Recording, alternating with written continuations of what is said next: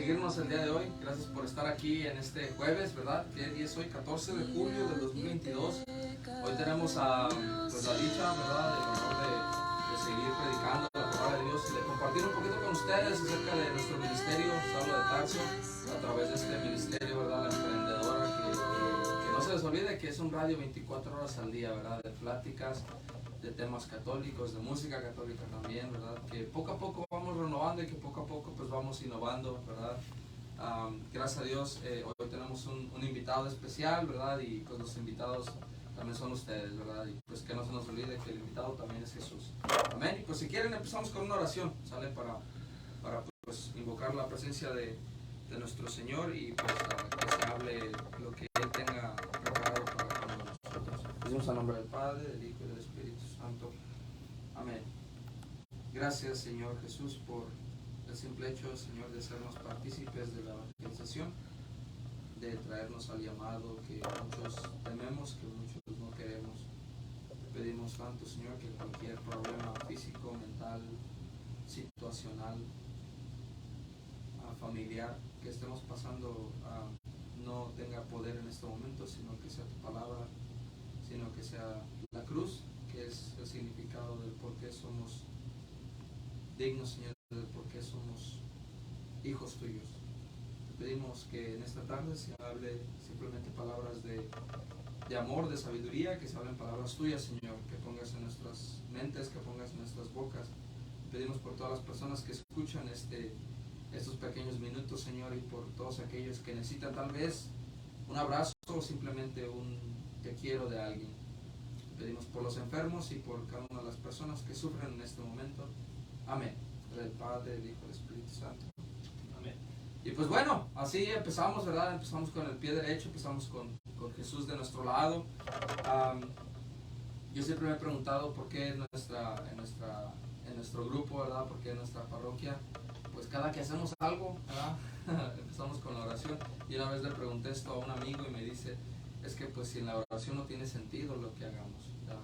Pues las cosas para Dios no tienen sentido, ¿verdad? Y pues hoy tenemos a Felipe Neri aquí con nosotros. ¿Cómo estás, Felipe? Bien, gracias a Dios. Qué bueno, me da mucho gusto. Ya hace tiempo que te queríamos traer, no solamente aquí, sino a la radio de los sábados, pero pues gracias a Dios hoy se pudo. Y la temática del día de hoy, Felipe, que vamos a trabajar tú y yo, pues es muy sencilla, ¿verdad? Yo te voy a estar haciendo una serie de preguntas, tú me las puedes responder como tú quieras o te puedes salir también, como tú veas, ¿verdad? Si no quiero, no. Si no quieres responderlas, también me puedes decir, no pasa nada, ¿sale? Y pues no sé si queramos que empezar antes de que... ¿Quieres decir algo antes de empezar con las preguntas o quieres que me vaya directo a las preguntas? No, pues hay que comenzar como empieza siempre. Pues. Sale, vale. Pues bueno, a usted que nos está escuchando, pues agárrese bien porque es una plática muy, muy buena la que vamos a tener, ¿sale? La primera pregunta que tengo, bueno, son tres, pero en una, ¿sale? Tres en una. ¿Cómo te encuentras a estas alturas de tu vida? ¿Verdad? Primera. Segunda, ¿qué haces? Tercera, ¿cómo te mantienes firme en la fe? ¿Cómo estoy a esta altura de mi vida? Sí. Fíjate que yo muchas veces he analizado que lo que yo estoy viviendo hasta este momento, si yo retrocedo a mi vida pasada, yo nunca me imaginé poder tener este tipo de compromiso. Para empezar, nunca me vi como padre de familia. Porque yo creo que en la mente en la cual yo me desenvolvía era una mente muy mediocre, muy pobre, muy conformista. Y ahorita el procesar que tengo familia, que tengo casa, que tengo carro, que tengo las cosas, la gran bendición de tener muchísimas cosas que nunca realmente me imaginé tener. Yo creo que me encuentro en el mejor momento de mi vida, ¿verdad? Quiero recalcar que lo que yo tengo ahorita solamente se lo puedo atribuir gracias a que yo tuve un encuentro personal con Jesús. Pude cambiar mi forma de pensar y empezar a valorar las cosas. Entonces, si yo tengo de más económicamente, monetariamente y todo eso, no es más que gracias a Dios. No se lo puedo atribuir a nadie porque mi personalidad era muy mediocre, muy de conformismo, muy de no tener nada. O sea, por ahí va, yo creo que me encuentro en el mejor momento.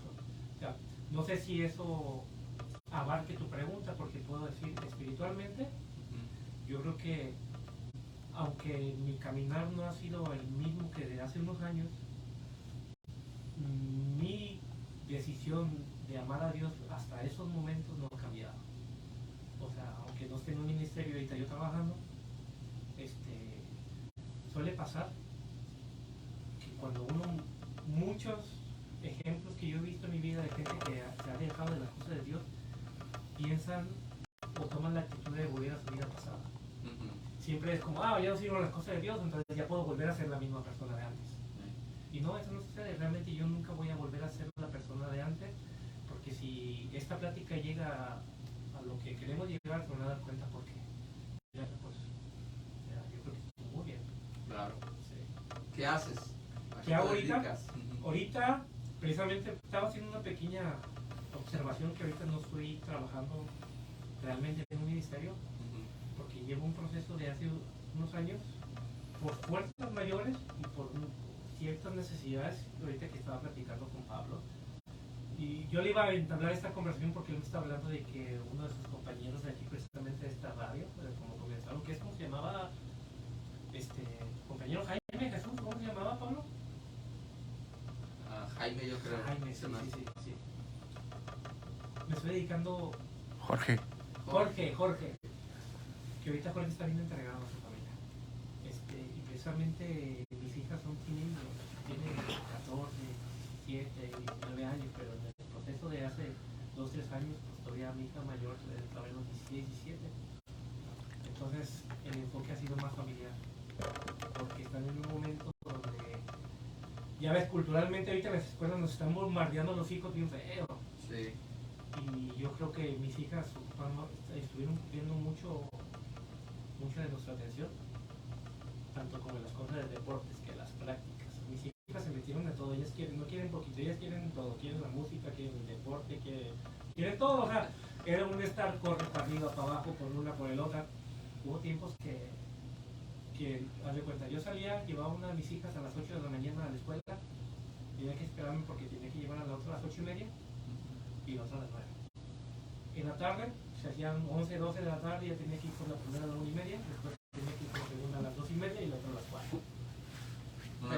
Una tras otra, pero resultaba que la más grande que estaba en la banda tenía que irla a llevar a sus ensayos, irla a llevar a las 4 después de que vaya a comer a la casa y la recoger a las 8. Termina todo el día recogiendo hijas. O sea, eso ha sido parte de mi trabajar últimamente. Sí, he trabajado esporádicamente con algunas comunidades, con algunos grupos, ayudando, llevando. Últimamente he viajado mucho a México, o sea, de 2 o 3 veces por año. Y las veces que he ido a México regreso agotado, porque el trabajo de evangelización que me ha presentado las veces que yo he ido allá ha sido muy interesante, pero muy satisfactorio. Si hay chance después podemos platicar de todo eso, pero sí, eso es lo que pasa. ¿Cuál es la segunda Esa es de la primera? ¿Qué haces? La tercera. La tercera pregunta de la primera. ¿Qué hace Felipe Neri para, pues, como tú dijiste, no volver a ser la persona que eras antes?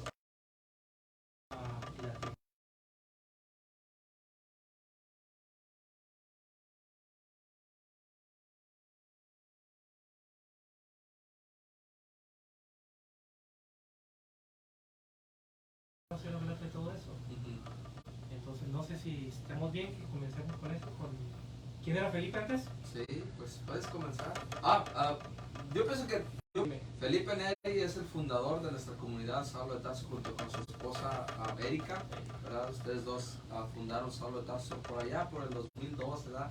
Más o menos. Creo que por marzo, ¿verdad? Nuestro aniversario es el 23 de marzo, pero estoy entendido que ese no es el verdadero o algo así, ¿verdad? No sé. Sí, porque hay fechas. Cuando comenzamos a empezar la comunidad es un ciclo. Sí.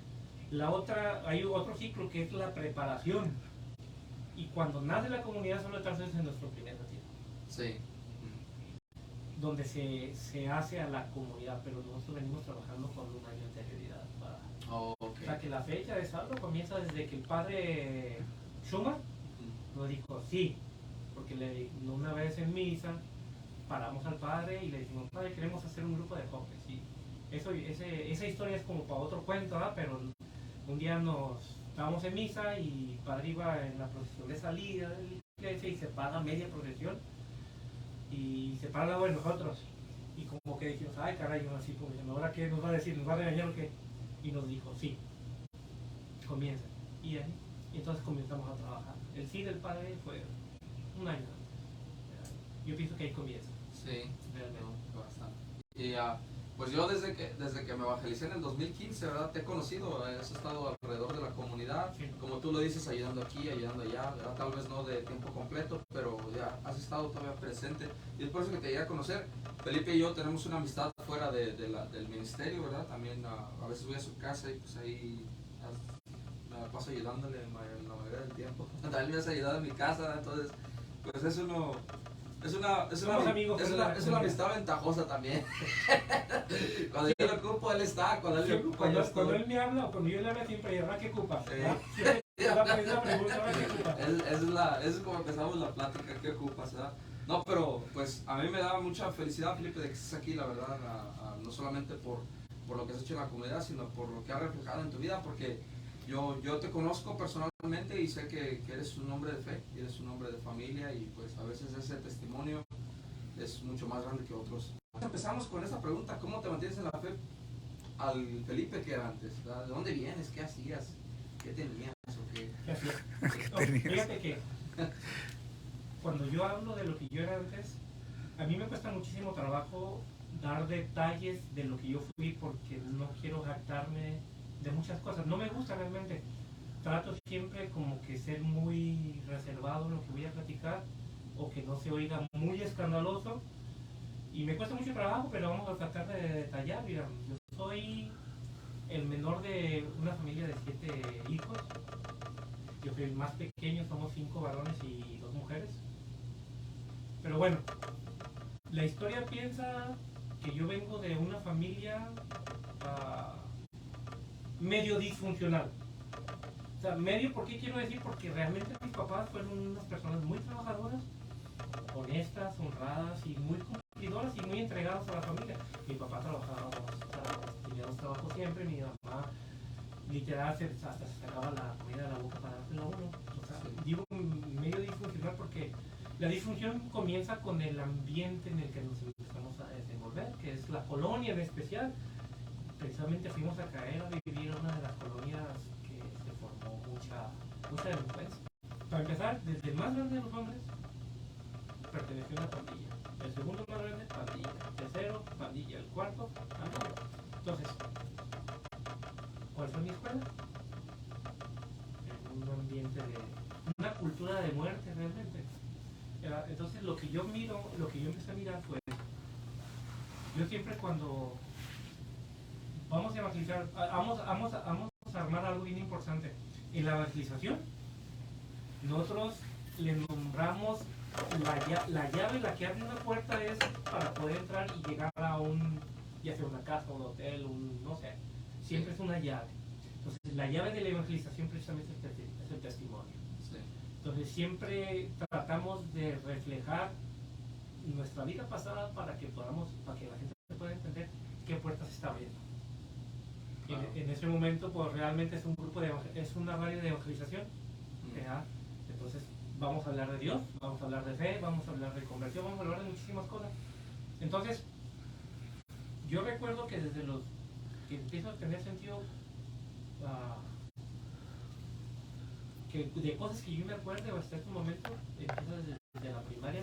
Recuerdo algunas imágenes de mi grado primero de primaria, me acuerdo mucho de algunas maldades que hice y así. Pero mi vida se empieza a marcar a los 9 años, porque empecé a vivir unos acontecimientos que empezaron a marcar mi vida. Mi hermano Raúl, que es el segundo más grande, él fue un pandillero extremista y fue extremista en todo lo que hacía. Él, de las cosas buenas que hacía, al extremo era buen deportista, así, bueno, y hacía bien lo que hacía. Estudió artes marciales y era bueno y lo hacía. Muy temprana edad, yo tengo entendido que desde los 12 años él empezó a usar armas. Él fue extremista para todo. fíjate, para poder denominar un poquito hasta qué extremo él podía drogarse, se puede decir. Allá en México estaba muy de moda una pastilla que era una pastilla psicotrópica que se usa para gente que le da epilepsia. Se llama Roche 2, una pastilla que va para arriba. Está la Ribotril que va para abajo. Bueno, pero cuando tú te quieres poner loco con una pastilla de esas, agarrabas una pastilla y la partías en 4 pedazos y te aventabas una. ¿Ya? Ya cuando eras experto, profesional, te aventabas la micha. O sea, cuando ya estabas acomodado, ya cuando eras experto, una entera. Ya cuando estabas en las grandes ligas, te aventabas una con la cerveza y explotaba. Así era el trabajo de esa pasilla. Raúl le echaba ahí. O sea, era por Raúl. Entonces, con él comienza porque yo empiezo a mirar a un Raúl muy agresivo, muy malo para hacer. Raúl en las buenas, o sea, cuando estaba organizando, era un hermano que admiraba demasiado. O sea, para mí él era mi hermano favorito, pero en la noche se convertía. Bueno, lo que quiero decir con todo esto es que él en el ambiente donde él estaba viviendo, de las pandillas, pues todo lo que acarrea ella, pues no me marca mi vida. Yo era menor de edad, de 8 a 9 años, y pues yo era el único que estaba encerrado en la casa mientras mis hermanos andaban en la calle, porque siempre fueron mayores que yo. Entonces un día yo estaba en la casa, no recuerdo la hora porque estamos hablando de más de 40 años, ¿verdad?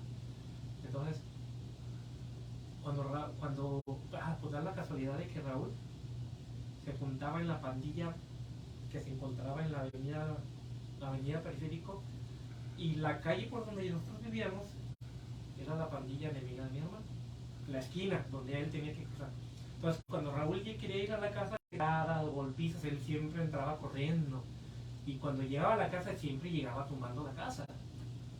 O sea, allá las puertas son de metal, son muy ruidosas, muy escandalosas, y ya lo que Raúl quería entrar a la casa era casi tumbándola. Entonces, mamá y papá trabajando, Felipe el único que se encuentra en la casa y se encontraba solo. Siempre me tocaba abrir la puerta a Raúl, pero siempre, mi corazón todas las noches siempre latía, pues no quiero llegar Raúl tumbando la puerta. Yo prácticamente puedo decir que vivía al lado de la puerta para poderle abrir la puerta. Y eso era todas las noches sucedía lo mismo. Entonces, yo era un niño que vivió con muchísimo temor por lo que sucedía después de esa puerta. Un día empieza a sonar la puerta, pero de una forma bien diferente. Entonces empieza fuerte, pero muy pausadas los golpes. Yo abro la puerta, cuando abro la puerta que Raúl, todo su cuerpo era encima de él. Tenía el cuello atravesado.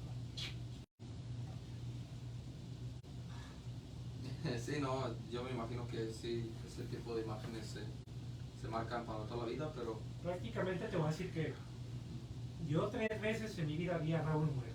Y Raúl sigue vivo hasta ahorita, ¿eh? Sí. Pero la primera fue esa, Raúl tenía el cuello atravesado.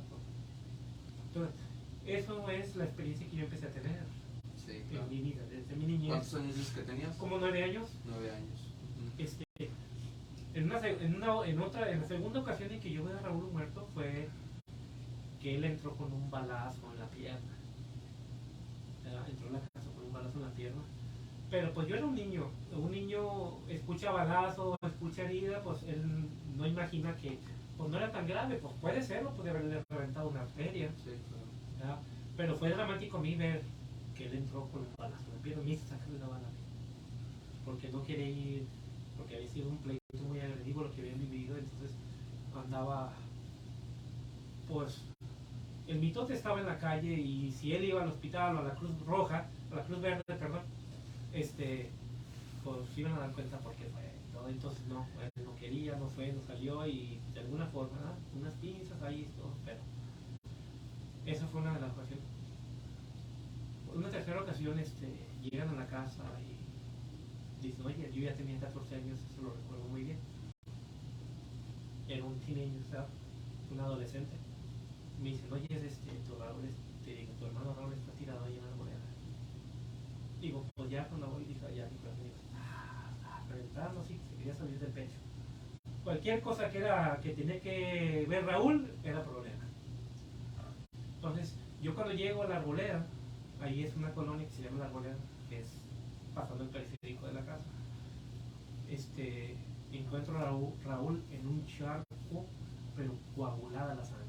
O sea, que ya tenía mucho rato ahí tirado en el suelo, con la sangre saliendo, le reventaron la cabeza, se la tronaron. Entonces,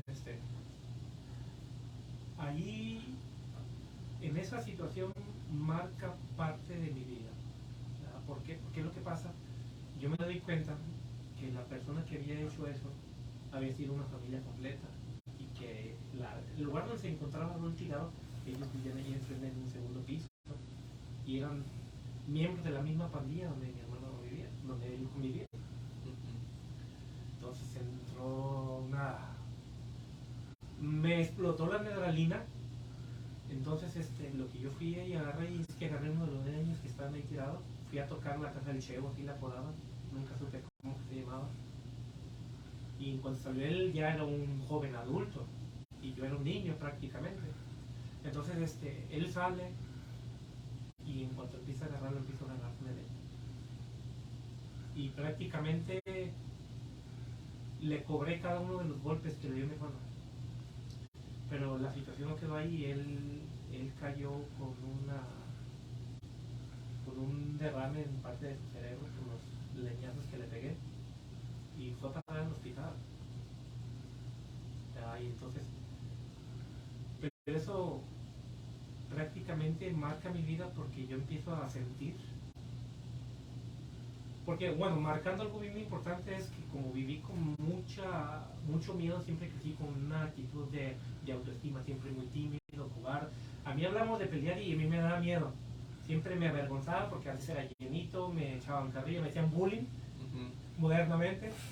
Y siempre que trataba un pleito siempre fui así, porque crecí con mucho miedo. Sí. Entonces le crecieron alas a mí. O sea, fue mi perdición realmente haber hecho eso. Porque empecé a mirar que yo tenía actitud. Fui muy bueno, era muy bueno para pelear. Siempre fui muy agresivo en las cuestiones. Porque veía que tenía talento, prácticamente pues tenía dotes. ¿Verdad?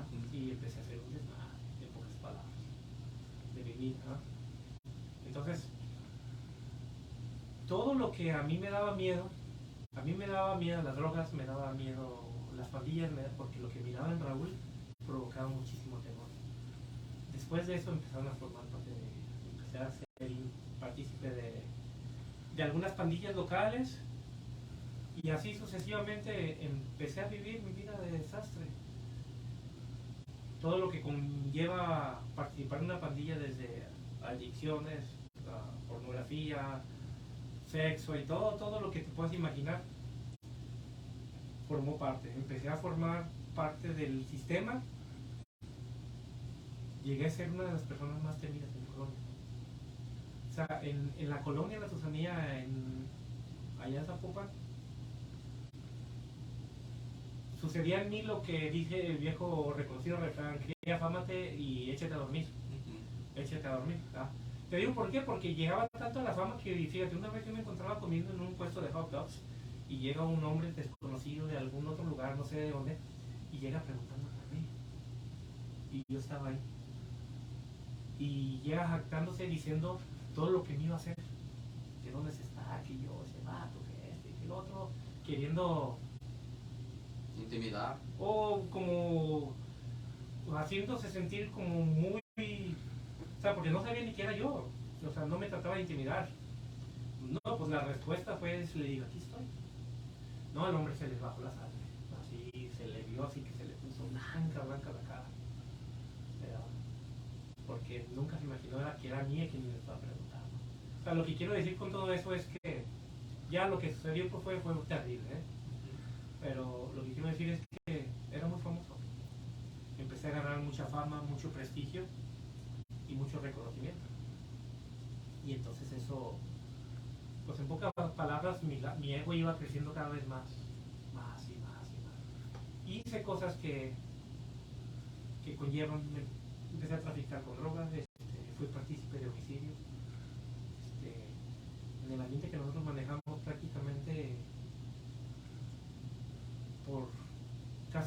obligábamos a nuestras acompañantes a jugar juegos donde prácticamente, entre comillas, se puede decir que es una violación, porque las intimidábamos para que pudiéramos hacer con ellas lo que quisiéramos. Fue un desastre, y realmente es en este momento cuando digo, me cuesta mucho trabajo seguir hablando de cosas así, pero hice un desastre, lo que lleva todas las pandillas y todo ese ambiente. Entonces, precisamente en ese tiempo, yo tenía una novia, bueno, tenía dos, la del barrio y la catedral, como dicen. Tenía una pareja que pues era de buena familia, era bien portada, era estudiosa, era buena, yo creo que era lo único bueno que en mi vida existía en esos momentos, ¿verdad? Ella fue un retiro de iniciación, de los que muchos de nosotros ya formamos parte. Y cuando sale, imagínate bailando el granito de mostaza. A mí me da tanta vergüenza escucharla cantar el granito de mostaza. O sea, fue una... Ella empezó a insistir en mi vida que yo fuera a vivir un retiro de inicio. Y yo siempre dije que no. Duró varios años para poderlo... Bueno, no sé si varios, pero de un año en adelante yo creo que sí intentó hacerlo y nunca lo pudo lograr. Pues da la casualidad que mujer muy respetuosa de sus valores, pues realmente nunca obtuve nada de ella sexualmente, no lo permitía. Entonces, yo una vez le propuse un trato, le dije, yo voy a un retiro de esos, tú y yo tenemos relación sexual, ¿verdad? Y ella dijo que sí, segurísima de lo que iba a pasar, ¿verdad? Entonces, pues resulta de que le dije, pongámonos pues. Dice, no, hasta que eres adoptivo. Y le dije, no, pues entonces no. O sea, yo quería que me pagara antes, Sí, ¿verdad? sí. Quería que me Eras pagara vivo. antes. Y total de que no quiso, porque tampoco quise. Se me hace que pasa. Es que allá los retiros se me hacían cada mes. Entonces pasaron 2 o 3 meses y no fui. Y un día iba a haber un retiro, se me hace que en 3 días, y ahí estábamos, y yo bien prendido y todo. Le dije, bueno, está bien. Dije, voy a ir. Voy a ir. Y ya, fui al retiro. Y pues, ¿cuál fue la conclusión? Pues, ahorita estoy aquí, ¿verdad? Pero, créeme lo que yo viví en ese momento, lo primero que hice fue reclamarlo. Dije, ¿por qué nunca lo había visto? O sea, ¿por qué nunca me demostraste? O sea, yo creo que no fue muy clara, a pesar de que tenía mucha confianza en quién era Dios, nunca fue muy clara para tratar de convencerme con sus acontecimientos, en pocas palabras, con sus obras, de que lo que ahí yo iba a vivir iba a ser algo inimaginable. Yo sí le reclamé, porque... O sea, lo que se me vino a la mente es que 3 años, 2 años, muchísimos años, que estuve perdiendo mi tiempo. Y yo cuando doy mi testimonio y doy parte de la llave de la evangelización, yo siempre he predicado este acontecimiento que ahorita les voy a contar. Yo y unos camaradas de mi barrio, el día martes siguiente del retiro de inicio, ya nos dedicamos a robar pequeños comercios, atracos, atrancentes, robar carros y asaltos. Sí, asaltos más mínimo, pero daba la casualidad que ahí en la colonia habían abierto un banco nuevo, ahí cerquita de la colonia. Entonces, nosotros creímos que iba a ser fácil y planeamos un atraco a un banco. Y no recuerdo bien las fechas, el número de la fecha, pero lo que sé es que ese martes, después del retiro, nosotros íbamos a hacer el atraco. Entonces, ya cuando nosotros estábamos planeando, cuando mis camaradas estaban planeando los últimos detalles, yo no me presenté el lunes.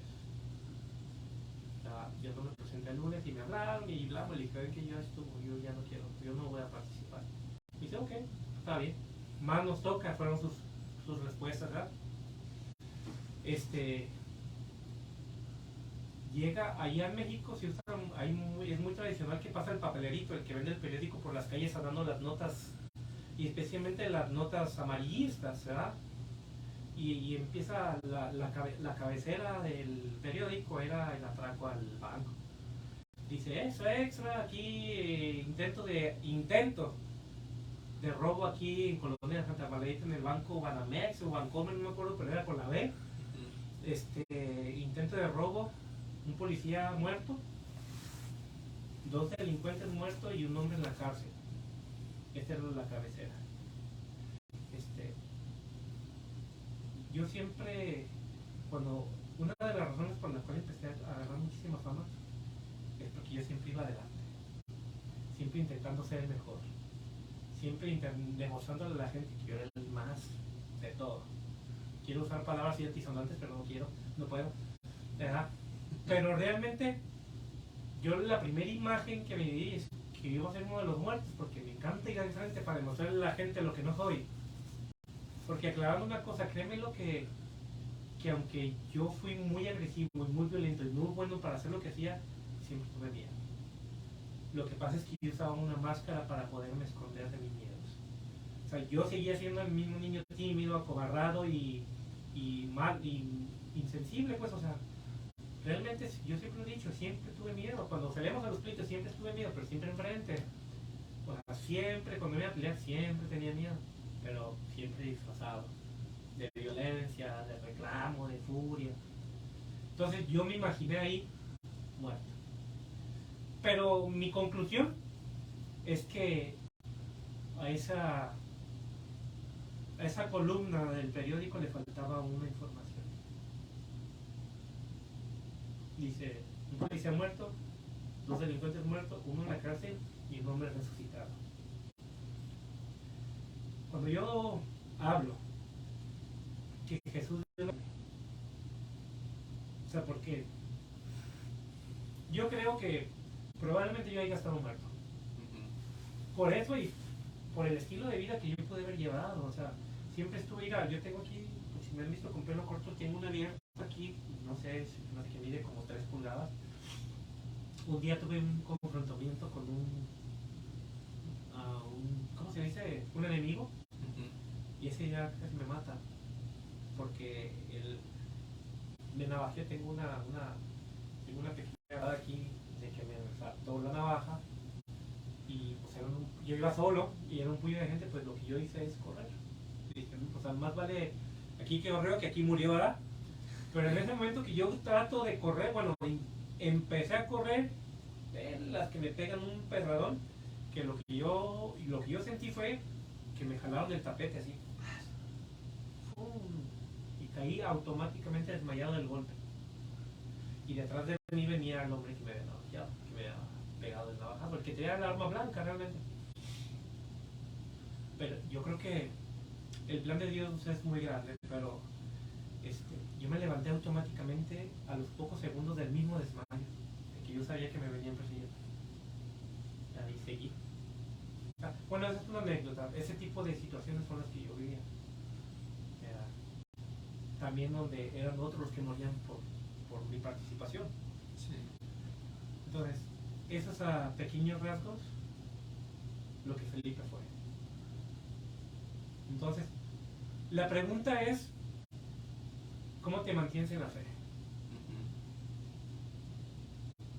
O sea, ¿quién se puede olvidar de alguien que dio la vida por ti físicamente? O sea, ¿quién es tan desagradecido para hacer eso?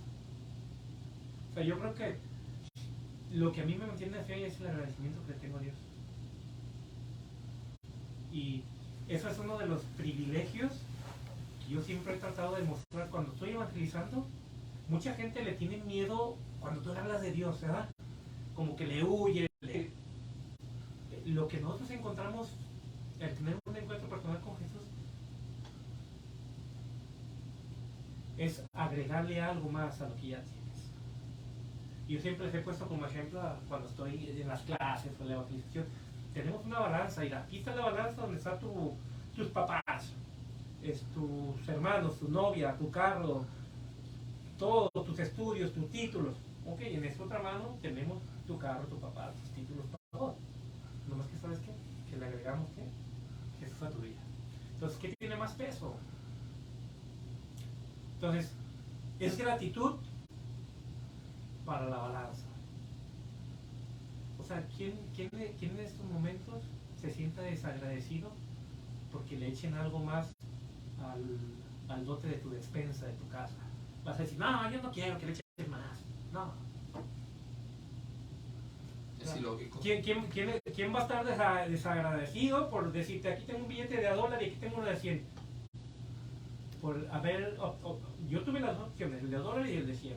Ok, tú me estás dando la opción, o sea, yo escojo el de 100 y ¿por qué va a estar desagradecido con aquel que me dio la opción de poder agarrar uno de 100? O sea, la evangelización, eso es lo que es. Es algo que se le agrega más a lo que ya tienes. Y eso es lo que quiere. Ojo, no con eso quiero decir que todo está permitido. Y a lo que muchas veces tienes acá, muchas de las que están acá son perjudiciales para nuestra salud. Y gracias a lo que se le agregó a este lado, muchas de estas desaparecen y entonces la balanza se vuelve más grande. Porque te está quitando cosas que no son valor, no tienen valor agregado a tu vida. Que más le restan cosas a tu vida. O sea, porque la pregunta me sonó, ¿qué te mantiene la fe? Es que no hay una fórmula. No, yo no tengo una fórmula. Realmente créeme lo que quisiera tener una fórmula para que mucha gente pudiera entender y pudiera aceptar a Jesús como Señor y Salvador de su vida. Los famosos 5 pasos, ¿no? Sí, 5 pasos. No hay pasos, o sea, no hay pasos. O sea, yo siempre he dicho que la fe no es un sentimiento, es una decisión. Es más, vamos a tratar de textualizar lo que la Biblia dice. Dice que la fe es la convicción de ¿qué? De lo que no se ve, de lo que no... Es la seguridad de lo que no se tiene. De lo que no se tiene. ¿Ah? Entonces, en pocas palabras, te está diciendo que tú tienes que vivir de una forma correcta, aunque no lo tengas. En pocas palabras, ¿cómo podemos vivir la fe si lo podemos metaforizar con una madre en bicicleta? Caray, pues, ¿qué tendría que ser textualmente, físicamente? Si yo tengo una bicicleta es pues hacer esto, ¿sí? Y empezar a pedalear sin bicicleta. Eso es lo que tendremos. La fe es así. Tenemos que vivir nuestra experiencia. Y ojo, hay que saber que la fe no es una varita mágica, no es un hechizo, no es como una, ¿cómo se le puede decir? Un estado emocional donde lo provocas porque sientes, ¿sabes? Sino que es algo que realmente haces porque lo crees, porque así lo dice la Biblia. Entonces, el mantenerme aquí de pie, dices, ¿qué es lo que te mantiene de pie? Es el agradecimiento que tengo a Dios. O sea, no hay algo que digamos, la Biblia dice esto y que por eso sigo manteniéndome la fe. Porque una de tus preguntas era que leía, lo recalco porque para poder dar este pequeño ejemplo, dice, ¿cuál es tu personaje que más te ha marcado en la Biblia? Algo así decía. Sí, cuando nosotros sí leemos. Sí. Y gracias por echarme de cabeza, que ya tenemos planeado el programa. No tengo planeado. ¿Cuál personaje de la Biblia o de la historia de la iglesia te impacta más? Así. Cuando a ti te hacen la pregunta, te pasa un ratito y empiezas a analizar. ¿Quién? ¿Hace Pablo? O a lo mejor Marcos, porque ahorita estás enviado con Marcos. No, perdón, estás enviado con Marcos. ¿Verdad? Seguro de Marcos. No sé, a Pablo, ¿quién puede ser? ¿A quién te traerías de imaginar? No, pues son muchos, todos los profetas y luego tener... Yo traté de hacer eso, pero no puedo. ¿Sabes por qué? Porque es Jesús el personaje. Sí, sí que nos lleva a Jesús. Y si te fijas que la forma en como nosotros percibimos muchas preguntas es como que queremos analizarle y le queremos pensar y cuál será y cómo le haré, pero es bien sencillo. Jesús es el personaje principal que me ha marcado mi vida y el ejemplo es lo que he estado contando. Y de hecho los profetas, yo diría para mí, porque los profetas hablan de Jesús, hablan de ese Mesías que ha de venir y ha de venir a morir por nuestros pecados. Y muchos del pueblo de Israel pues esperó muchas décadas para que llegara. Sí. Y a nosotros llegó en menos de años.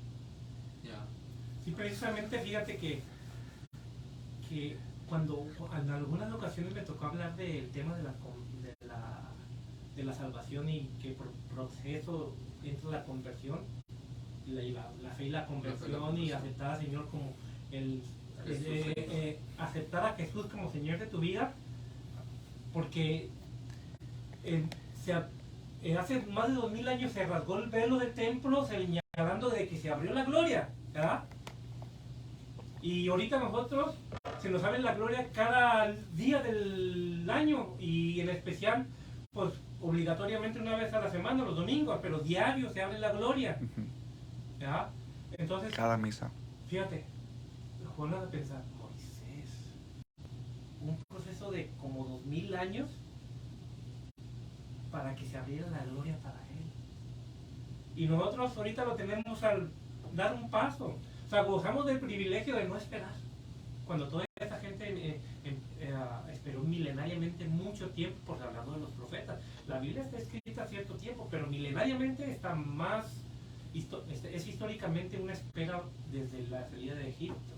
Desde que, después de los primeros 11 capítulos del libro de Génesis, papá Abraham empieza con la historia de la salvación del pueblo de Dios. Milenariamente muy larga la distancia para que a ellos se les abriera ese momento, y nosotros ahorita lo tenemos a quemarropa así hacia un ladito. Basta con decirle ahorita, Señor es Señor de mi vida, para que se nos abra. Sí. Tienes razón. Yeah. ¿Esta pregunta, Luis, o vamos a una alabanza? Yeah. Vamos con una alabanza si quieres. Vamos con el granito de mostaza para que se acuerde. Ahorita regresamos.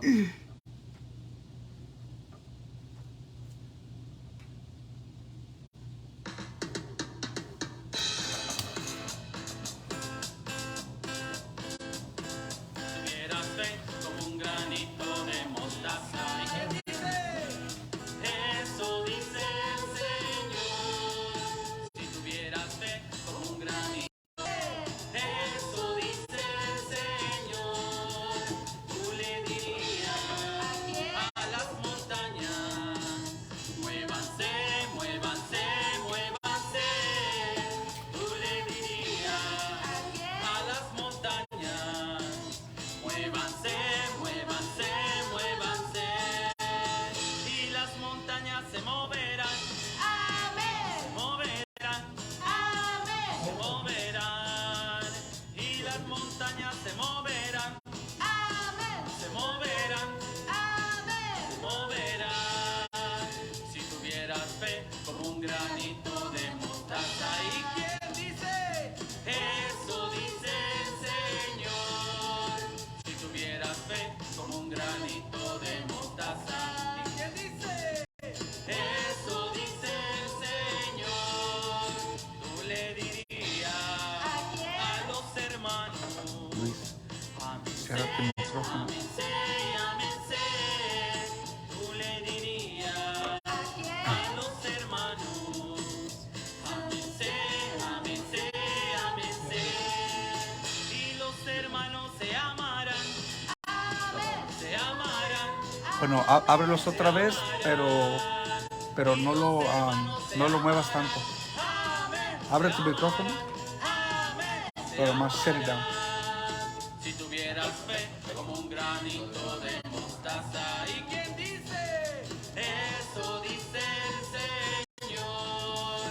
Si tuvieras fe como un granito de mostaza. ¿Y quién dice? Eso dice el Señor. Tú le dirías a los enfermos, sánense, sánense, sanías.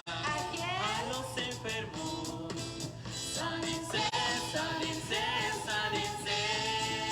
Y los enfermos se sanarán, se sanarán, se sanarán. Y los enfermos se sanarán, se sanarán, se sanarán. Unas 4 horas, ¿no? Si tuvieras fe como un granito de Aquí no tenemos restricción de tiempo. eso dice el Nomás me dicen si quieren otra alabanza. ¿Vale? tuvieras fe como un granito Pues continuamos con la entrevista, ¿verdad? Aquí con Felipe Neri, ¿verdad? Amigo mío y también pues fundador de nuestra comunidad, que nos está respondiendo algunas preguntas, ¿verdad? Que le estamos haciendo. Y pues ya nos respondiste cómo te mantienes firme en la fe, ¿verdad? Cómo y cuándo tomaste la decisión de vivir el evangelio, te pasaste esa pregunta sin preguntártela. Te fuiste esa pregunta sin preguntártela, está bien, ¿ya? Yo pienso que la siguiente pregunta es un poquito complicada, pero yo sé que la vas a poder trabajar bien. ¿Qué diferencias notas de la evangelización de los tiempos de los apóstoles a hoy, ¿verdad? Y luego, después de eso, ¿qué tal antes del Concilio Vaticano II? Y luego, ¿qué tal hace 20 años? ¿Verdad? Como sabemos, Felipe, pues tú y yo tenemos una diferencia de edades, ¿verdad? Entonces, la evangelización que yo vivo el día de hoy, a la que tú viviste tal vez en tus tiempos que tenías 23 años, 24 años, lo que tengo yo, pudo haber sido diferente. Entonces, es por eso que hago esta pregunta, la última. Pero antes del Concilio Vaticano II, sabemos que habían varias cosas, ¿verdad? Que en nuestra iglesia, pues que hoy las hay, que no había antes. Había muchas restricciones. Había muchas restricciones que hoy ya no las tenemos, ¿verdad? Y pues obviamente en el tiempo de los apóstoles, ¿verdad? Pablo, Juan, Pedro, ¿verdad? Pero, ¿qué piensas tú? ¿Cuál fue la primera? ¿Qué diferencias notas de la evangelización de los tiempos de los apóstoles a hoy, ¿verdad? Fíjate que esa pregunta está como que bien difícil, porque la verdad es que no tendríamos ni la más mínimo grado de comparación, porque la forma en cómo se vivió el evangelio fue abismal en aquellos tiempos, y ahorita nosotros realmente Muy poco. estamos en un área de confort que realmente está súper limitada. O sea, la verdad es que no pudiéramos compararla, porque es abismal la diferencia de la forma en cómo se vivió antes a como estamos ahorita. ¿Cuál era la segunda? Sí. Bueno, sí podemos hablar Sí, de porque eso. antes sí se moría por la fe. Literalmente eras perseguido y crucificado. No, es que a lo mejor así también se sigue muriendo. Tenemos el gran ejemplo de nuestro santo que murió en los cristeros por el amor a Cristo, ¿verdad? O sea, es una actitud. Hoy en día hay gente que por actitud, por amor, sí se muere por Cristo. Lo que yo creo es que la evangelización es la que se ha ido llevando a una área de confort. No, a lo mejor la entrega de la persona sigue existiendo, porque la humanidad que siente a Jesús, que siente a Dios, sabe entregar la vida por Él.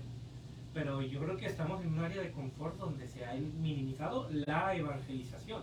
Sí. ¿En qué manera dirías que sea mínimo? ¿En qué manera? Yo siempre he puesto como ejemplo, en algunas ocasiones, ¿cuál es el primer mandato de la ley de Dios? Amarás a Dios.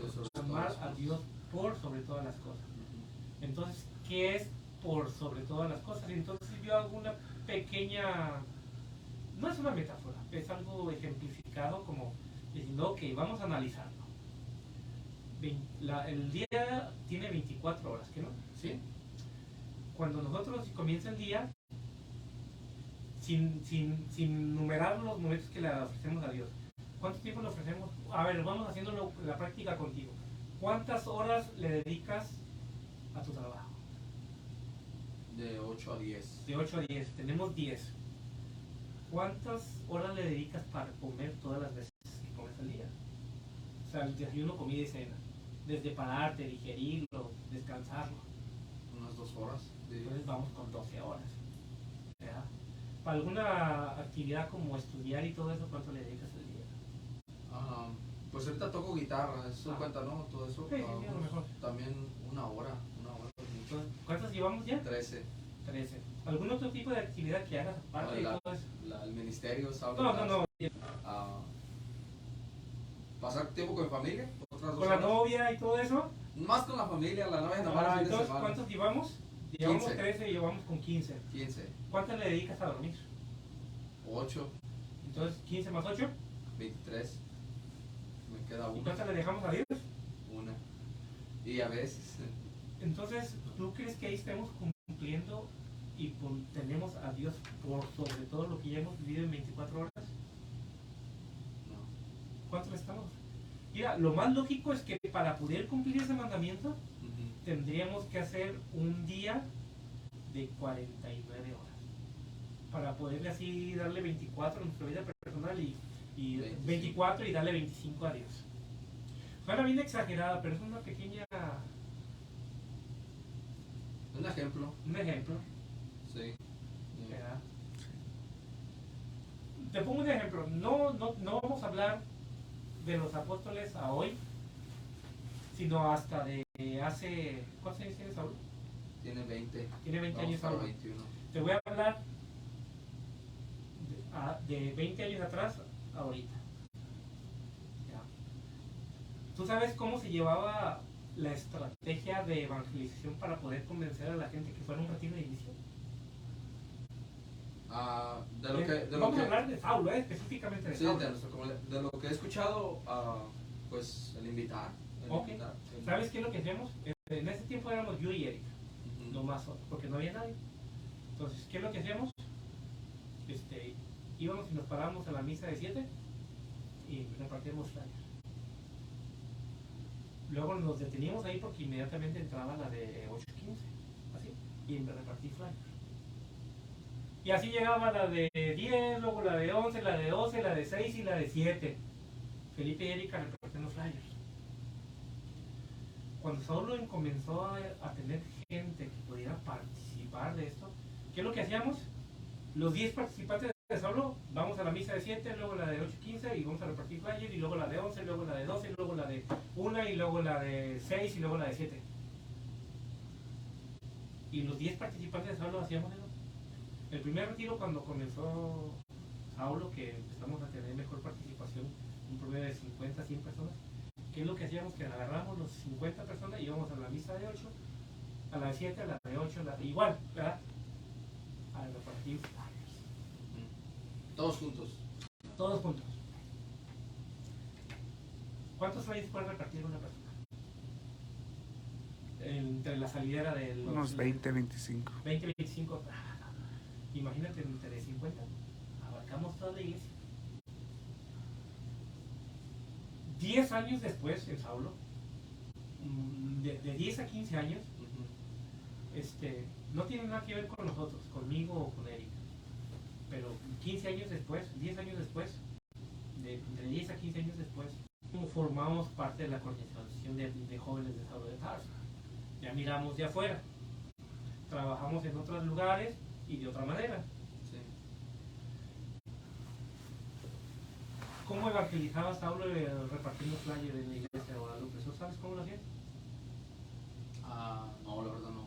Escogían a 5 personas para la misa de 7, escogían otras 5 para la misa de 8, escogían otras 5 para la misa de 6, de 12, la de 11, la de 6 y la 7. Se repartían el trabajo. ¿Cuántos flyers pudieron repartir? ¿50? ¿100? ¿A cuántos abarcaron de todos los que iban saliendo por esa puerta tan inmensa? Porque 2 iban a la lateral izquierda, otros enfrente y otro por donde están los baños. ¿Cuántos? Esa manera abismal de un proceso de 10 años es diferencia, ¿no? Sí. No sé si están entendiendo lo que Sí, estoy sí, diciendo. sí, porque O sea, hoy... llegar a un no. área de confort. Sí. Sí, Y ahora tenemos 2 parroquias. Bueno, pues una parroquia, pues tenemos 3 localidades, se puede decir, o 4 si contamos también la de San Judas. Sí, sí. ¿Verdad? Entonces sería más, ahora deberíamos estar más Y sí, activos vamos a allá la del afuera. Espíritu Santo también. Fíjate, Espíritu Santo, la de Brandage y esta, y serían 4. No sé si me estás entendiendo que realmente sí afecta el caminar, parece que vamos, que en vez de avanzar vamos en retroceso en muchas veces en evangelización. Y el mismo Pablo es un ejemplo, ¿verdad? De que dije, o sea, realmente eso no fue la forma en como crecimos como comunidad. Se empezó a ver áreas de confort. Y así yo pienso que también en la misma iglesia, bueno, más bien nosotros como evangelizadores hemos, respondiendo un poquito a la pregunta eso de qué diferencia hay hace los apóstoles y ahorita, y cuál es la diferencia hace 20 años ahorita. Pues yo te digo que realmente la evangelización es relativa, porque ahorita hay gente que vive el mismo fervor que yo viví hace 20 años. Sí. Pero yo creo que lo que muchas veces tiene que ver muchas veces es la estrategia. La estrategia y la dedicación y la entrega. ¿Qué me hizo a mí ser tan dramático, ir a todas las misas y perder todo el día y cansarme y todo me iba. Estaba deseoso que la gente pudiera escuchar esto. Mi celo y mi anhelo porque la gente entendiera que lo que yo viví en ese momento era agregarle algo a la balanza. Era agregarle valor, tener un valor agregado a nuestra vida. Entonces, pues no sé, ¿cuál era como la medio tercera pregunta? ¿Qué tal antes del Concilio Vaticano II? ¿Qué tal hace 20 años? Pues ya nos respondiste a los 20 años. Sí. Ahora simplemente las diferencias que ha habido. Fíjate que el gran privilegio del Concilio Vaticano es que se nos vino a abrir la puerta. O sea, porque no vamos a hablar de numerales porque el Concilio Vaticano II es muy grande y más en el área de la evangelización, porque en el área de la evangelización abarca la evangelización en el sacerdocio y la evangelización en el laico y los consagrados, y entonces como evangelización nos beneficia porque se nos da una autoridad y una potestad para llevar la buena nueva de salvación. Porque pues había muchas restricciones donde no se nos permitía hacer muchas cosas, ¿verdad? Sí. Entonces, ahora te imaginas, si yo hubiera tenido un encuentro personal con Jesús antes del Concilio Vaticano II, siendo pandillero, ¿qué me iban a dejar hacer? Nada. O sea, uno de los grandes privilegios del Concilio Vaticano II dentro de la evangelización y dentro de los sacramentos es que este pandillero que llegó a hacer todas esas barbaridades, llegó a ser ministro extraordinario de la comunión, pero no era... Sí, o sea, sí ejercíamos la comunión en misa, pero nuestro ministerio era darle a los enfermos, todo el proceso, las oraciones, los cánticos y llevar la comunión con nuestras manos en nuestra, ya no me acuerdo cómo se llamaba la cajita donde la cargábamos. ¿El copón? No, es una cajita donde se pone Sí. el cuerpo de sangre de Cristo para llevar a los enfermos. Y fíjate que la gran maravilla de este gran proceso es que pude como laico hacerlo, tenerlo en mis manos y llevarlo a la boca de un enfermo.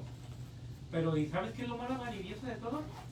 Es que me tocó dársela a gente que no podía recibir el cuerpo de Cristo de mi misma calle, donde yo mismo vivía, donde todos me conocían, donde nadie me quería y donde todos sabían quién era. Y gozar de ese privilegio. Esa es. Ya. Nomás no me acuerdo cómo se llama. Se me olvidó. Enséñaselas para que. Sí. Teníamos que ir al tabernáculo de la iglesia, Al sagrario. al sagrario, sacarla, hacer el rito y meterla en una cajita como esta. O una cajita de estas, no como esta, porque es esta. Y llevarlo, pues yo les llevaba 3, tenía que echar 3, tenía que llevar mi purificador. Entonces, si sepan, el purificador es la toallita que pone el padre con una cosita en medio para cuando él está haciendo la transustanciación del cuerpo y la sangre de Cristo, cuando las partículas caían ahí quedan purificadas. Entonces nosotros teníamos que hacer lo mismo y así. Entonces no sé si tenga que hablar mucho de esto, pero ese es un gran privilegio Del concilio. del concilio y que formamos parte de ese ministerio donde es como laico. Yo creo que no hay un puesto más grande que podamos anhelar, Ya. formar parte de eso. Sí. Y en la evangelización pues se nos dio libertad después de formar parte de este plan de Ya. salvación. Sí, de igual manera, coincido contigo, el Concilio Vaticano II vino a abrir una nueva ola de evangelización, como por así decirlo, ¿verdad? Pero pues sí, como lo has mencionado, poco a poco pues vamos en declive, lamentablemente, pero pienso que aún así Dios se manifiesta Sí. grandemente. No lo vamos a negar. Y pues con esto, la última pregunta. Pero este ejemplo no es para que nos sintamos mal, sino que realmente para motivarnos a que realmente tenemos que dar más. Que tenemos que trabajar. Tenemos que trabajar más. Claro. Y pues, ¿para qué mejor con esta pregunta? Para cerrar, ¿cómo se ve la Iglesia Católica en Estados Unidos en el 2050? De aquí a 28 años. ¿Positivamente o...? No, pues... Mi pregunta es, ¿quieres que te mienta? No, claro, simplemente pues pensar en... Es que esta pregunta también puede ser como una meta, ¿verdad? A mí, por ejemplo, mira, yo tengo 24 años. ¿Qué te parece si, Ya. como ejemplo, ponemos cómo ves a la iglesia en 50 años y intervenimos a Saulo? O sea, Ya. a lo mejor me imagino que todos los integrantes de Saulo de Tarso van a todas las misas a repartir flyers. Y es que cuando hablo de repartir flyer, no es nos dar una hoja, siempre nosotros marcamos que es una pausa para hacer una mini evangelización, decirles por qué y para qué estás dando ese flyer. Sí. Fíjate que nosotros hacíamos algo muy peculiar. Para recaudar fondos rifábamos cosas. ¿Ya? Dijimos, ok, vamos a rifar una videocasetera que se empezó a poner de moda, la Blu-ray en ese tiempo, que nos costó como $200. Dijimos, vamos a vender boletos, vamos a vender 100. 100 boletos de $5. Y todos se quedaron así. Están muy caros. ¿Verdad? Digo, ¿qué nos quedaría más fácil? Que a $1 y le hacemos 500. Dije, sí, es más fácil. Sí. Pero ahorita con esto nosotros tenemos una meta. Se lo vas a vender a $5, esa es la estrategia. Para que pero le vas a tener que explicar por qué quieres $5. O sea, obligábamos a la gente a evangelizar con puras estrategias. O sea, lo tienes que convencer con la evangelización, decirle, fíjate, es para esto y por esto y para aquello y y te damos $5. Que la pena no te va a llevar a ninguna parte, nomás darle un boleto, vendemos un boleto. No, Sí. la gente va de paso, como dices tú. Una convicción. ¿Y cómo la veo? Pues realmente es relativo, porque pues no sé, porque tendría que,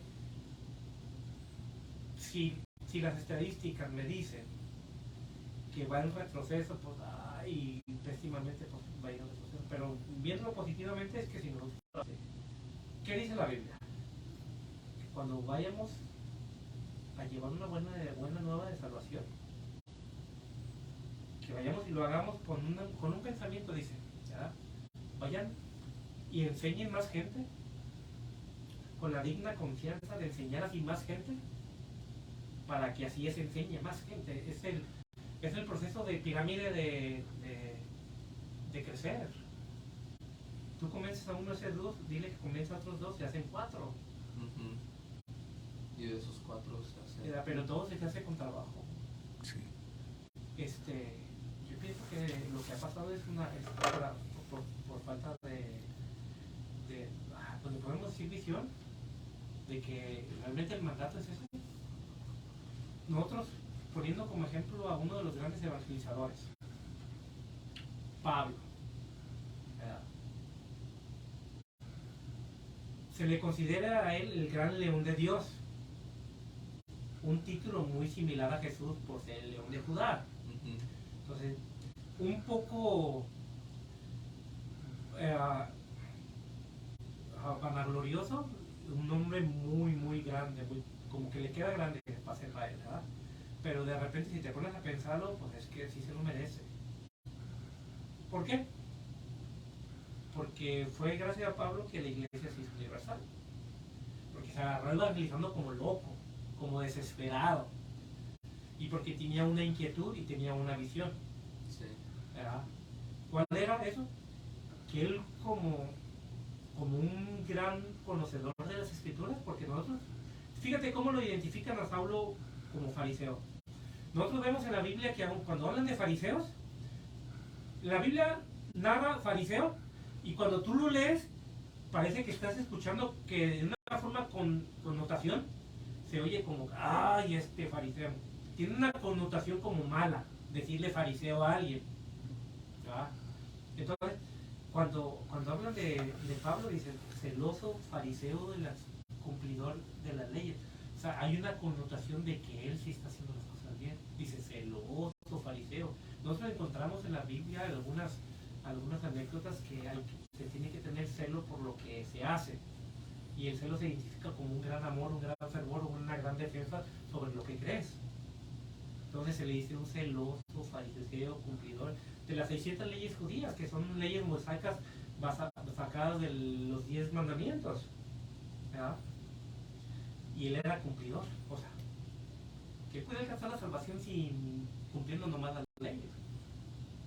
Porque era cumplidor.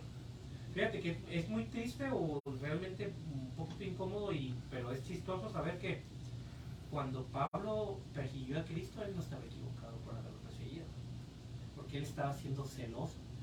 Tienen una tradición milenaria de pueblos que son idólatras, que tienen 2 dioses, otros que tienen 3, otros que tienen miles.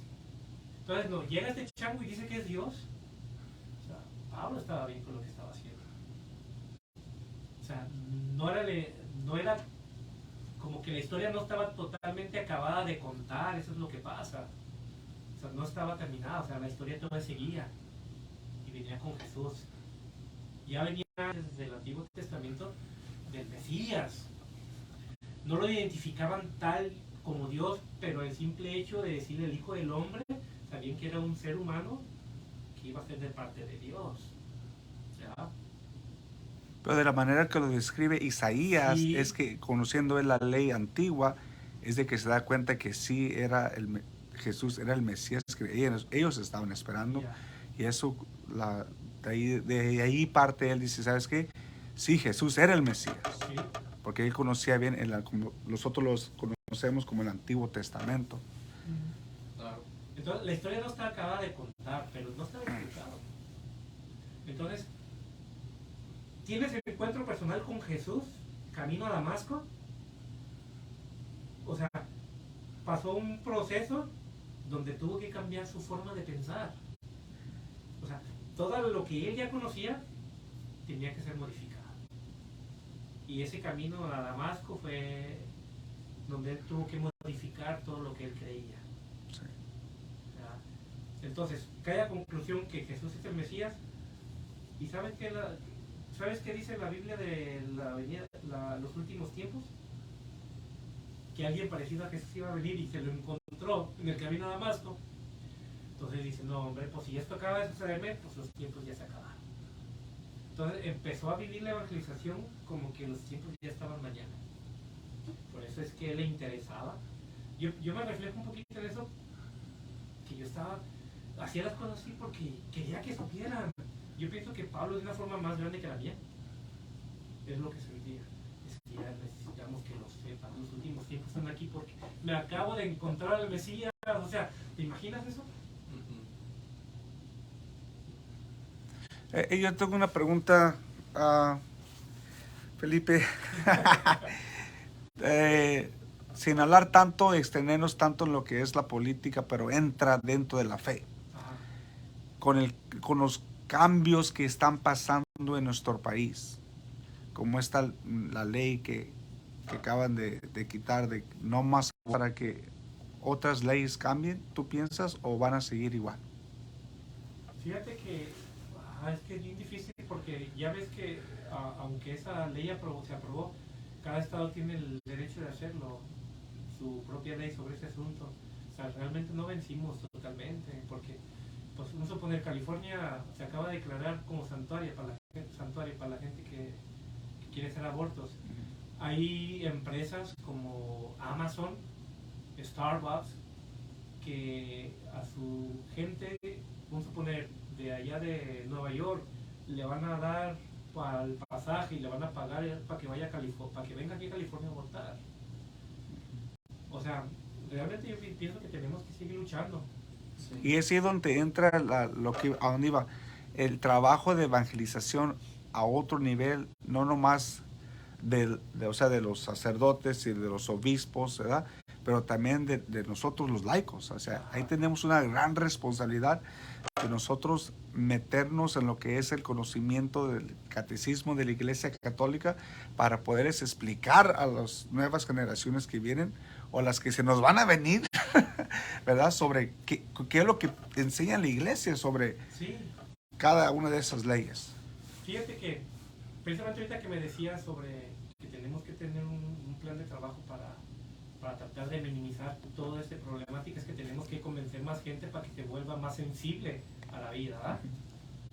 Fíjate que, vamos a poner, un día, pues yo llego del grupo, la comunidad, y me llego con me llego a la casa y con la noticia de que mi papá, al bajar del camión, lo jalaron por robarle la bolsa y lo tumbaron. Y pues va bien golpeado, bien lastimado y todo eso. Y yo en algunas ocasiones, ahorita lo acabo de recordar hace muchos años, de que yo uso eso como una motivación para la evangelización, porque dije, ya, el día que yo me di cuenta de que mi papá había sido robado, allá fuera de la casa, ¿verdad? Cuando yo era el que lo hacía, ¿verdad? Me di a la tarea de decir, no, pues es que irá. Estadísticamente lo acaban de robar aquí de enfrente de la casa. Entonces, de los 150 rateros que hay en la colonia, ¿verdad? Por decir un número, convenzo a 50, por lo menos su ¿cómo se le dice? Se va a minimizar que lo vuelvan a asaltar, se le dice, cuando se acaban cuando se disminuyen las posibilidades de tener como el premio mayor, ¿verdad? Mientras menos boletos, más opción de ganar el premio. Entonces, mientras menos delincuentes, menos robos a mi papá. Menos posibilidades de que... Menos posibilidades de que lo vuelvan a robar. Sí. Entonces, esa también fue una motivación para la evangelización.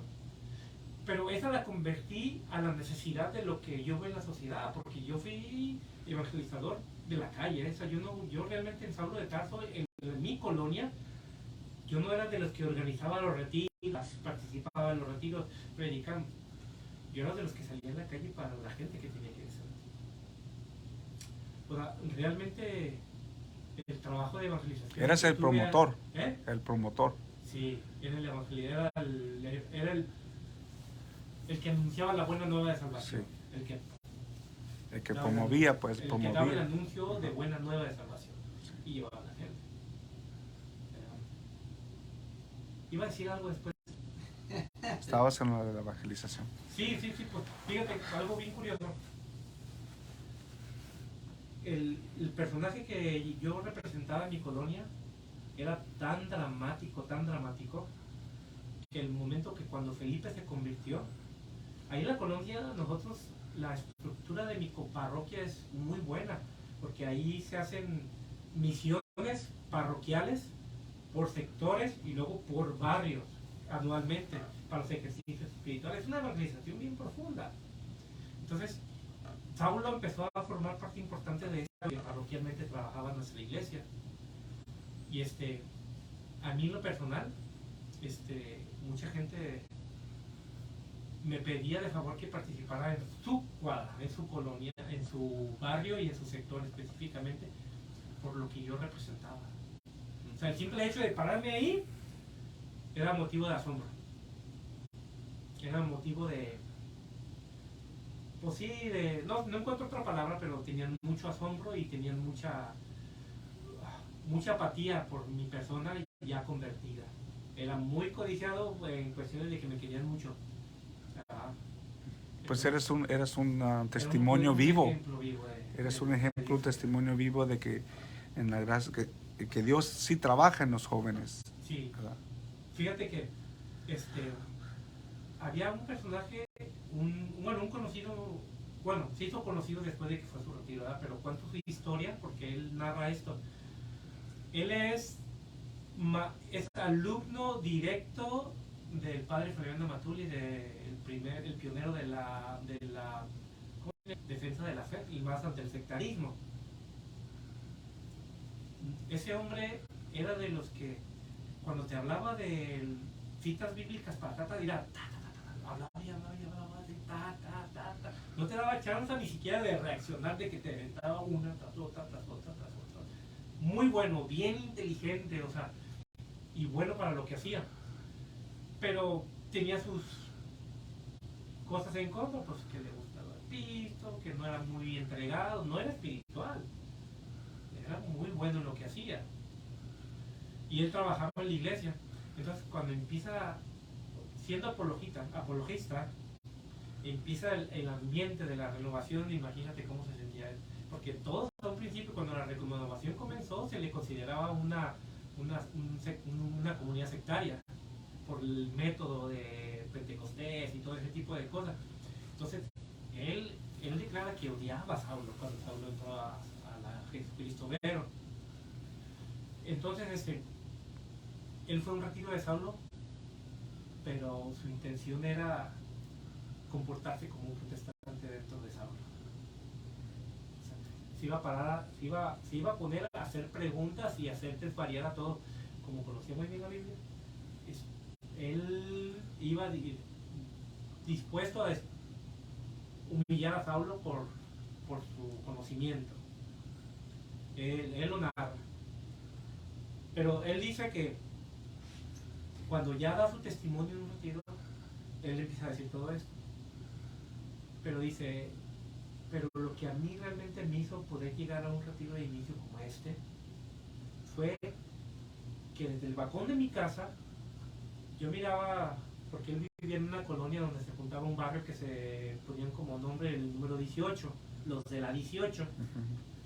Dice, y yo los conozco, él vivía ahí, pero no formaba parte de la pandilla y sabía quiénes eran. O sea, sabía lo que se manejaba, lo que se hablaba, sabía todo, pues, ¿verdad?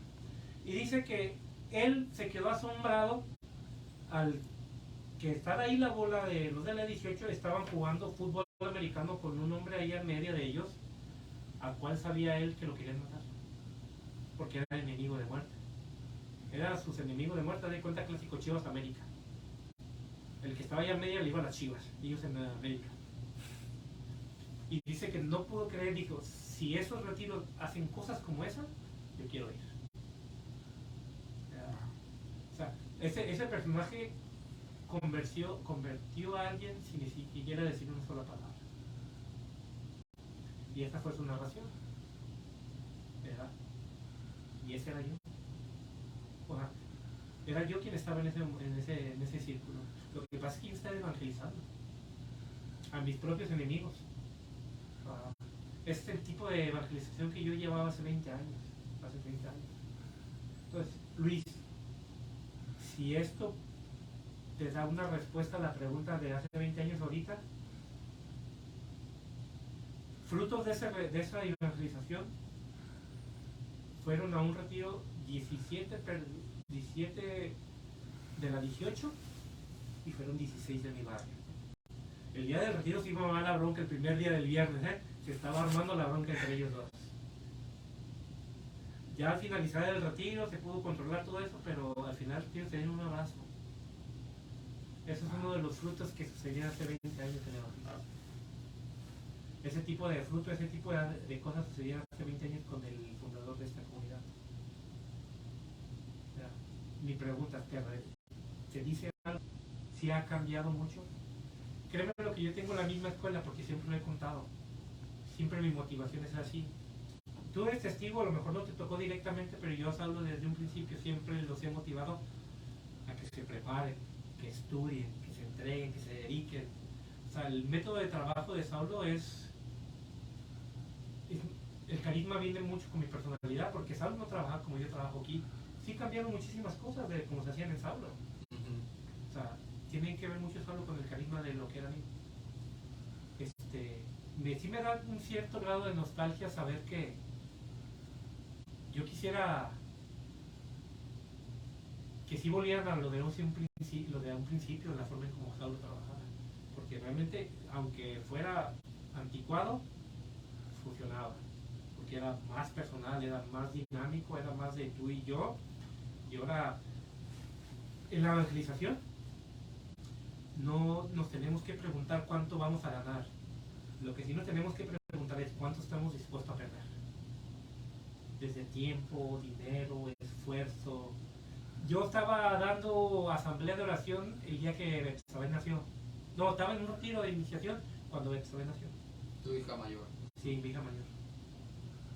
Porque tenía que estar aquí. Porque no me podía ir. No me podía ir porque se iba a quedar retiro sin el predicador. Porque en un principio lo hicimos nomás nosotros, yo y Erika.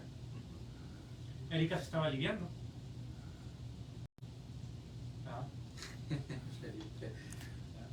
No, pues, claro que y pues ya te lo he manifestado muchas veces cada vez que hablé contigo, siempre me tienes algo que enseñar y pues la verdad, ahorita yo como líder de esta comunidad, pues yo no, me falta mucho todavía que aprender, ¿verdad? Y pues sí, pues quisiera que se nos hubiera más tiempo, pero ya no lo hay. Ya no hay. Ya no Yo lo que hay. quería media hora, me faltó algo más. Ya no lo hay el tiempo, pero... No, pues para la otra semana, para la próxima. Para la Vamos a hacer una parte para el dos. siguiente mes vamos a hablar de lo que es la evangelización. Sí, ¿y a qué O sea, el rumbo? trabajo que Saulo Vamos empieza a a hacer hacer como una parte apostolado. 2, sí. ¿O a qué rumbo tú recomendarías que Saulo se fuera o dirigiera o las metas, ¿no? Podemos planear Sí, algo. claro que sí. Ya, primero Dios. Pero, pues, hoy es hoy, ¿verdad? Oye, y ya tengo hambre. Y ya se acabó, ¿sale? No, pues, muchas gracias, Felipe. Gracias por tu tiempo, gracias por estar aquí. ¿Verdad? Créeme que sí, me gusta la idea, una segunda parte. ¿Verdad? Tal vez podemos invitar a incluso a alguien más, ¿verdad? Sí. Podría ser, ¿verdad?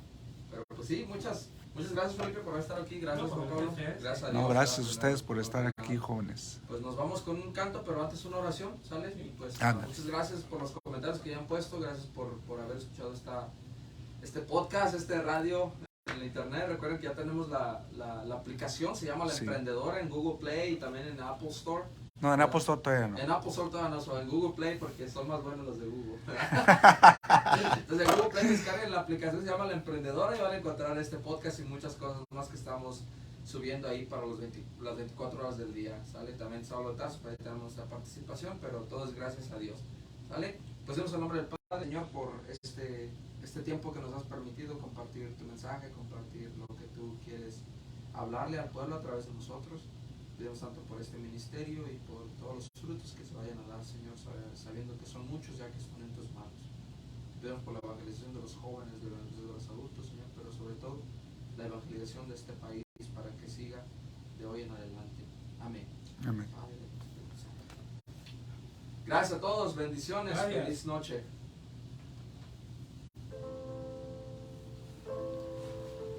Pensé que estaba apagado. ¿Sí se escuchamos, sabes? Sí, bueno, se escucha muy claro en la radio. El del Facebook por el Por el aire. aire. Pero